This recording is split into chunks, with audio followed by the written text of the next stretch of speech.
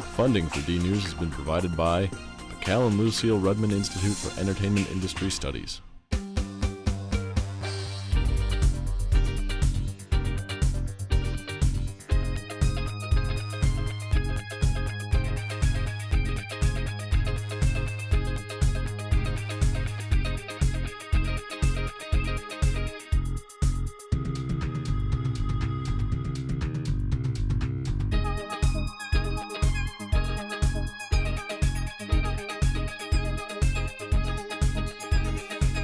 Coming up, election struggles and lots of muggles on this episode of DNews. Hello and welcome to DNews. I'm Janae Wattis. Earlier this month, the U.S. conducted a momentous presidential election. We took an unofficial poll to gauge reaction. Mike and I are out here trying to get the scoop on what Philly residents think of the recent election. Through the election, we have been told the importance of voting and its impact on the result. We wanted to know who in our community went out to participate. Yeah. I did vote, yes. I was actually prevented from voting. My registration was messed up. I'm from Maryland, and I tried to switch it over so I could vote here in PA, and I showed up and they were like, sorry, no. Did you vote in this election? I did. Did you vote in this election? Yes, I did. Did you vote in this election? Yes. You voted, okay. Very important to vote. So did you guys vote in this election? Yes, we did. Hillary Clinton beat Trump in the popular vote by over 1 million votes, but Trump scored the victory, earning more than the 270 Electoral College votes needed to take office. The result was surprising to many. The person that I voted for did not win, but I mean, we just all have to accept it and move on together and just keep trying to make America, just keep America good. Don't go crazy, don't make any rash decisions. I was kind of surprised and kind of a little bit disappointed at about 50% of the United States, but I think that what's done is done. We can't really dispute it. Yeah. I was totally shocked. I really was. Oh wow, we gotta go. I really was, but anyway, I'm gonna give him a shot, and I think it's gonna be good, and wish nothing but the best. I mean, it's done. And we just got to see what happened in the next 4 years. I didn't really like either candidate, but I did vote for Trump because I'm more for somebody that was a non-career politician to kind of jump in and see if there's possibly some kind of change. I think that he's a serial liar, and everybody that thought that he was going to do something for them is going to be sorely disappointed. Then to see that my ancestors fought for so much and he's trying to take it back and equal rights. And I even seen a lady like this going to vote. And that just did something to me. I was ecstatic seeing that. I was heartbroken. The Trump-Pence ticket has inspired reaction, both pro and con. Some are hopeful, and some believe it signals the fall of America. I hope not, but part of me thinks that we are, yeah. I want our president to prove me wrong in every way. I want, him to be a good leader, a good figurehead for our nation. So you can't assume he's going to mess up. Yeah. He could be right. We're not sure. You don't know what's going to happen tomorrow unless you get to tomorrow.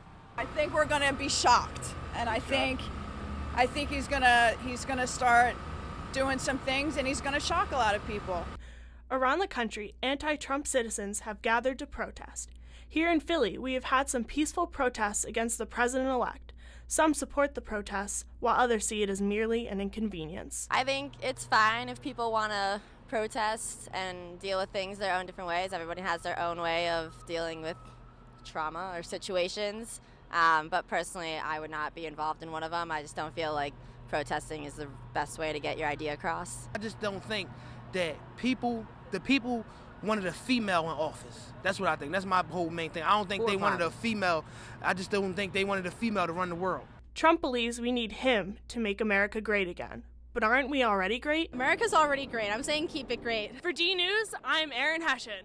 And I'm Mike Marcucci. And this has been an interesting election. Philadelphia development company Toll Brothers are in the final stages of planning their newest addition to the downtown Center City skyline. But its location has become a point of contention for many Philadelphians. We're here in Center City, Philadelphia on Jewelers Row, the nation's oldest diamond district. Many of these buildings have remained untouched for over 100 years, until now. If 3 years ago I knew what was about to happen today, or what is happening today with the proposal of actually wiping out a very historic part of Jewelers Row and building a 16-story, 80-unit condominium complex, I would have enacted. Frank Schaefer came to work on Jewelers Row over 20 years ago before opening his own gem retailer, FGS Gems, in 1998. His shop, 706 Sansom, is in the middle of 5 buildings scheduled for demolition by summer of next year. Nobody believed it would ever happen. Now, you have 2 different schools of thought here. You have one school of thought that is the actual building owners themselves, and you actually have the people who rent from the building owners. The building owners are out for profit. Sorry guys, that's just the way it is.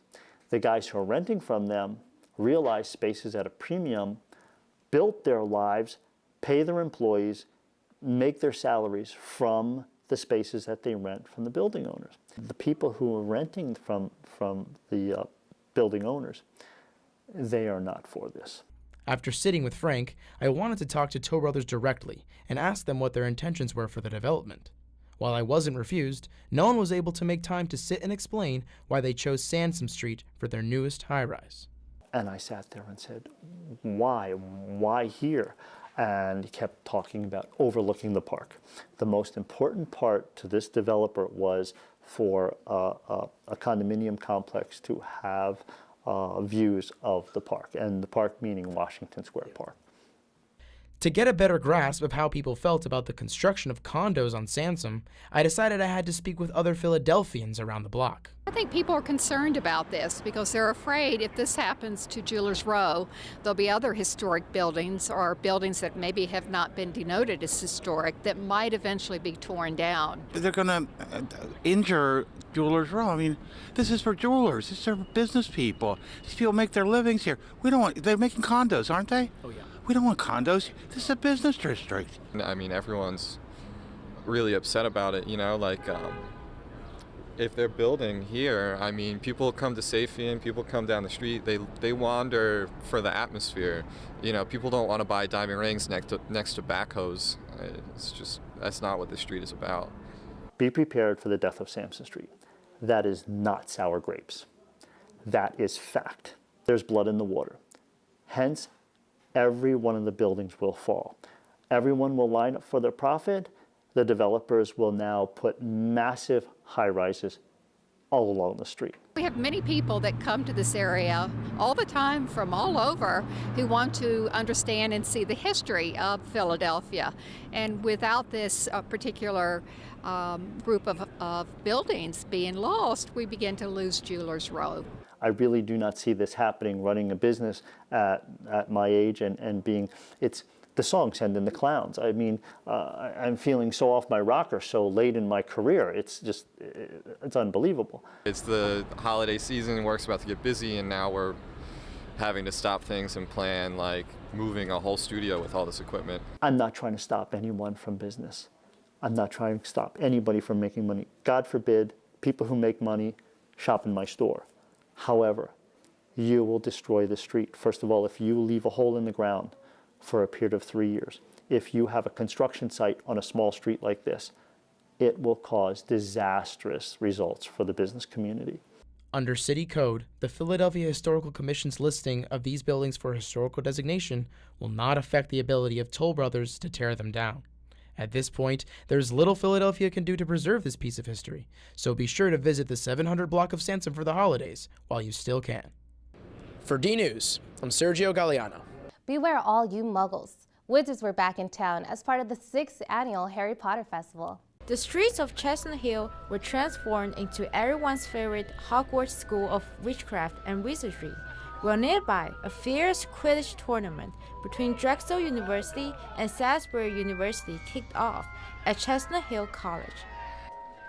Dressing like their favorite characters, the Harry Potter fans took creativity to the next level. So which character are you dressing like? Professor Minerva McGonagall. I'm Hermione. I'm Harry Potter. I'm Ron Weasley. There's so many muggles and wizards in the same place. It's so exciting for us. you know, especially for me because I'm Muggle. Lumos! The festival featured a host of arts and crafts, including a new pop-up local art gallery and the always popular magic brooms. It's a family process. My son and grandson get the branches and finish them off. I put the head on them, and then my wife puts the finish on them. And they're made on a machine that's been in my family over 100 years. I had no idea coming into this, you know, the demand, but I was told that they had never had a broom maker here before. So I just think it's a different kind of souvenir toward what they're used to here. Great foods always maximize the magic. Local restaurants and booths line Germantown Avenue, providing sweet and savory choices like butterbeer, pumpkin juice, and more. The Little Potter fans were loving it. So what's the event that you're most excited about today? Getting some butterbeer. Yeah, definitely the butterbeer. Butterbeer and Quidditch. Are you guys even over 21? No. You don't need to be over 21. Yeah, you don't. Butterbeer is like a cream soda. After a thirst-quenching butterbeer, why not burn some calories fighting the mentors? Me and my buddy started a slow motion booth that we take to festivals and weddings and things like that. Basically, it's a booth that's similar to a photo booth, except we take a video and we slow it down for you to create like a highlight video later. We got hired by the Kimmel Center to promote Wicked to come out to Harry Potter this year, and then we decided to bring in the Dementor because people love fighting Dementors and it looks great in slow motion. Even a steady rain didn't slow down the crowd, estimated at 50,000, the largest crowd in festival history. For DNews, I'm Xingyi Yan. Back on campus, Drexel recently held a screening of the new Beatles movie, 8 Days a Week, The Touring Years. 8 Days a Week features previously unseen and restored footage from the Beatles' touring years from 1962 to 1966. Hello, my name's Paul McCartney. This is Ringo Starr. This is John Lennon. I'm George Harrison. They played like unprecedented concerts. They were the first bands to play these huge stadiums. And basically, it's kind of just an overview of first-hand footage of that and kind of just a overview of what was going on at the time and how they kind of impacted the United States when they came over. The film is directed by Ron Howard and came to Drexel as a part of a class project for Mad Dragon Media. First week of classes went by and our professor kind of just gave a rundown of what some of the potential projects were, and he said that he was in contact with somebody from Universal about the new 8 Days a Week screening. So I pretty much jumped on that opportunity because I've been a huge Beatles fan all my life. My dad is an even bigger Beatles fan. True, it's not true. Josh Wolfberg turned his love for the Beatles into a huge event at Drexel. So I pretty much did all the marketing. I took that on as part of my project for this class. So I created the event page, marketed on Facebook. We helped spread the word through like posters and kind of just coordinated all the logistics of it. One of the key contributors to the film was local newsman Larry Kane, who was a 21-year-old reporter in Miami when the Beatles first set foot in America. Kane wrote to the Beatles' manager, Brian Epstein, asking for an interview. Shockingly, Epstein invited Kane to tag along for the entire tour. When I first met John Lennon, he looked at me and said, "What planet do you come from?" And I said, "What do you mean?" He said, "You look like you're a round peg in a square hole. You, my friend, are a nerd from the 1950s. And I basically said, you, my friend, are a Slav from Liverpool in the 1960s. And there we developed a 16-year relationship that then ended, of course, when he died in 1980. Once, when Lennon was visiting Philadelphia, Kane invited him to do the weather forecast on the local news. So we trained him for it. Sure enough, about 22 minutes after 6 o'clock, I threw it to him and he did the weather. First thing he started doing, we had magnetic stripe numbers. We didn't have the technology we have today. He started throwing them all over the place. He said, we have a high here and a low here, and I'd rather have a high. really crazy things. And then we had to do the weather again because it was so bad. And I signed off the show with him on the set. Many of Kane's stories about touring with the Beatles are included in the film. Students we spoke with liked the film's rich history. Excitement, excitement, really. Jazzy. I thought it was fantastic. It was very informative. I really enjoyed it. Me too. For DNews, I'm Erin Hession. Not many people know this, but Drexel has its own equestrian team. They train and ride at Durango Farm in Westchester. Beth Oram has owned Durango Farm for 23 years and began coaching the Drexel equestrian team 3 years ago. I used to coach Westchester University for about 8 years, and I had Drexel come. They were in the process of looking for a new coach, and I think because of our proximity to the city, our farm would be a good fit. Students of all levels of riding are able to try out during fall term, and a select few are chosen each year to join the team. So much better today. Right now we have 20 riders on the roster. The riders don't practice like any other sports team. They take weekly lessons in groups of 4 or 5. The team practices once a week. We do a 10-week session, and most of the riders show about 10 times a year. We do some practice riding, but I would say on average, most riders ride about once a week. Drexel Equestrian goes up against a number of schools in the surrounding area. Right now we compete against University of Pennsylvania, Temple, Villanova, Salisbury, Washington College, and Valley Forge Military Academy. The riders on the team compete in horse shows hosted by different schools on most weekends during fall and winter term. What we do is we draw a horse. Most riders, when they compete, have their own horse or lease a horse.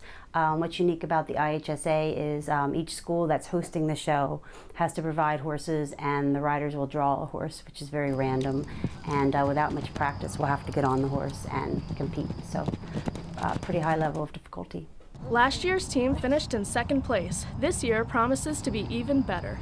For DNews, I'm Jennifer Berman. Next month, a group of Drexel students will travel to Havana, Cuba for a special assignment. The group of 12 Drexel students will spend 2 weeks in Havana to make a short documentary film. The program debuted last year as part of Drexel's ICA Study Abroad course program. One is a very rich cultural experience in going to a country where for many, many years Americans have not traveled to easily because of political differences between the country, because of the embargo and many other things. At the same time, it's a country with an incredibly rich culture in the arts and in education and in many other areas. The new students range from sophomores and seniors and are majoring in architecture, game development, accounting, television, and film and video. They'll be making a documentary with the help of Cuban filmmakers. I just want to see a lot of the culture down there. I'm here in America, we're very exposed to the same things every day. And I'd really like to just see how they live. I'd like to really immerse myself in the Cuban lifestyle. So when I first heard about the trip, I was really interested because my father actually my father grew up in Cuba. So my parents were really excited that this whole trip was happening. So as soon as I heard about it, I emailed Jerry Hooper, Professor Hooper, and I applied right away. Luckily, I was one of 10 participants who went last year, and it was incredibly surreal. My mother is also from Cuba, and it was a once-in-a-lifetime experience to visit the land of my ancestors. We made 2 very meaningful short films. Both of them deal with contemporary issues that are important issues in Cuban society. One of them dealing with internet access and what the increasing availability of access to the World Wide Web means within society and could mean in the future within society. Making this documentary was fun, but also a challenge. It showed me that Cuba is a country sort of lost in time. There was a fair amount of culture shock. I expect a lot of culture shock, actually, because I don't know how different it is in Cuba, but from past students telling me that went on the actual trip, they say it's, especially the living situation, is much different. Living in the hostels, I don't know what to expect in there. The people, I don't know what to expect. The cars, old cars, I know they just got Wi-Fi. So like that's crazy to think about. As for the program, I expect to get down there. I expect to find something to do my documentary on. I expect to scout out a bunch of locations, and I expect to shoot the documentary with the Cuban students along with Drexel students. But as for Cuba, I have no idea what to expect. That's why I'm really excited. Professor Hooper hopes that the program will continue to run for many years. He also hopes that one day Drexel will have an exchange program with Cuba. For DNews, I'm Alejandro Hutarte. Drexel is celebrating its 125th year anniversary with special exhibits in 3 campus buildings. You can find the collection in the Picture Gallery and the Ringcliffe Gallery in the main building and at the Paul Peck Alumni Center. The Drexel Collection was founded alongside the university in 1891. And it was founded because Anthony J. Drexel believed that education should be both practical and cultural, and he wanted to incorporate some aesthetically pleasing as well as different techniques and materials into the collection that students could look at, as well as the public. And he actually gave the first president, President McAllister of the university, $1 million to travel abroad and purchase art for the collection. Throughout the years, the collection has grown, thanks to the donation of items from alumni, as well as Tony's family and friends. New spaces were created to allow students to experience the culture and the beauty of the artwork. The first section explores the earliest years of the collection, so the 1890s. And it was curated by Yanrong Shen, who was a museum leadership graduate student who graduated in 2016.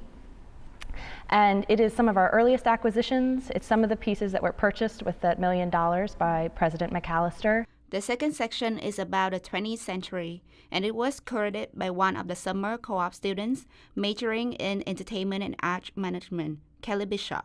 She chose to kind of theme hers around objects that came in each decade of the 1900s. So her responsibility was the 20th century, which is a lot longer than all the other centuries that the Drexel Collection has been around. The final section is about the 21st century, from 2002 to today.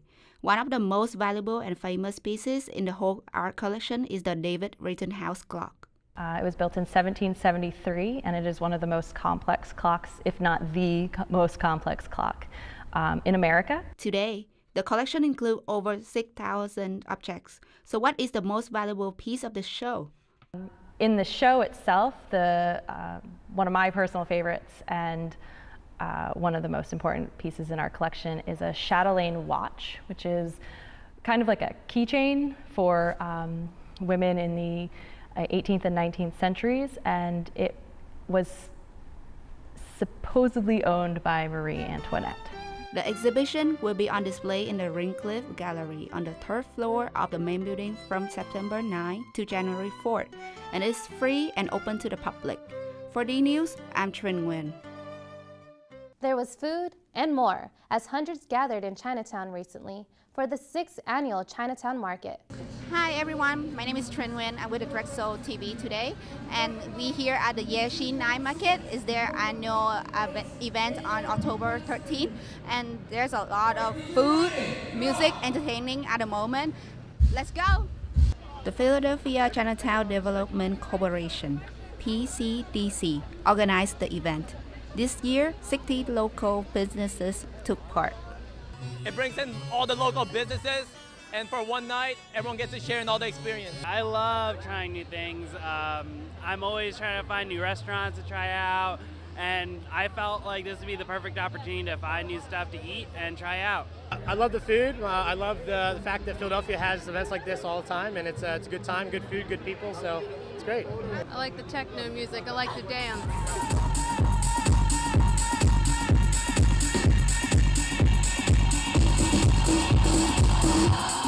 Yeshi in Chinese means night markets, which are nighttime street festivals that originated in the East and Southeast Asia. Chinatown Night Market was rebranded last year out of a desire to go back to their roots and celebrate their unique Asian food heritage. There's a lot of different kinds of food, and I just saw this like back in Vietnam. I've never seen this here in the States before, so I'm really excited. In addition to all the food, there were performances throughout the evening. On the main stage at the China Friendship Gate, there were performances by well-known DJs. So I'm Nice the Green Singing Dog. I sing all around Philadelphia. And when I'm not singing, I smell amazing food and then I go there, which is exactly what happened tonight. Let's do it, let's do it, yeah, let's do it. The singing and the dancing were great, but this festival is mostly about the food. We are here with the royalty truck. It's the truck that we always have at the Drexel Rec Center. As you see here, they're really packed with a lot of people waiting for the special item. My favorite part would be just seeing all the different food trucks here because we don't really see them in one specific section in the city. So it's really nice having the roads closed off and just seeing everything. So the exciting thing on the night market is you get lots of different types of people to come try food from all over the world. So this is Thai food, but obviously we're in Chinatown, so lots of delicious Chinese food, and we have Korean barbecue to our left. So it's a great way to try lots of different types of food. My favorite part is the pork buns, the baos. They're delicious. This is the Iron Man from a T-shirt bar. Get the swirly ice cream, the one that you roll it and they chop it. The Yeshi Chinatown Night Market is not only a spectacular night on the town, but it's an opportunity for exposure and growth for the communities. The city's widely diverse array of culture, cuisine, art, and entertainment was on full display. For DNews, I'm Trin Nguyen. And finally tonight, do you believe in aliens? The truth may be out there. Do aliens exist? I'm here at Drexel University to figure out if the students here know that the truth is out there. During the Halloween and holiday seasons, thoughts turn to alien activity. With years of wasting my time finding aliens, I've decided to see if the people of Drexel University know the real truth of our universe. So, do you believe in aliens? I mean, sure, yeah. It's cool. What makes you think that they believe that they exist? Well, I mean, we made our whole society from like nothing, so like who's to say someone else didn't, you know? Yes, I do. Baby D crop circles. Why? What makes you think that aliens exist? I was on 21st and Chestnut, right? And these white girls told me they was from Venus and Mars. When I was young, one day I saw this UFO come onto my barn, and it took some cows, and then yeah. Wonder if the aliens needed milk or steak. So, how about the idea that aliens are currently living among us? Wouldn't be opposed to the idea of there being some, but I'm agnostic on that. Yeah. Walking among us? Sure. Perhaps. What makes you think that? A gut feeling. Gut feeling? Yeah, I feel the same way. They're out there. I know it. I heard Hillary Clinton was here recently to speak, so, you know, I know there's been sightings, but whether or not aliens are actually here is still a matter of debate. But some took my investigation of aliens as a sign that I'm an extraterrestrial. I think I'm looking at one right here, actually. Yeah, I'm looking at one right now. The last guy just said that too. Finally, is the U.S. government hiding secrets from us? Oh, definitely. Oh, yeah, 100%. Why do you believe in that? Well, I don't know. Years of just constant cover-ups. I mean, like the Roswell crash. You know, that's definitely one. Quite possibly. There's a lot of strange crap that goes on. It's very possible. Aliens, fact or fiction? The truth is still out there. I'm Mike Marcucci from DNews. Stay woke, Drexel. That's a wrap for this episode of DNews. I'm Janae Wattis. Thanks for watching. The production of DNews has been made possible by the generous support of the Cal and Lucille Rudman Institute for Entertainment Industry Studies and the Antoinette Westphal College of Media Arts and Design.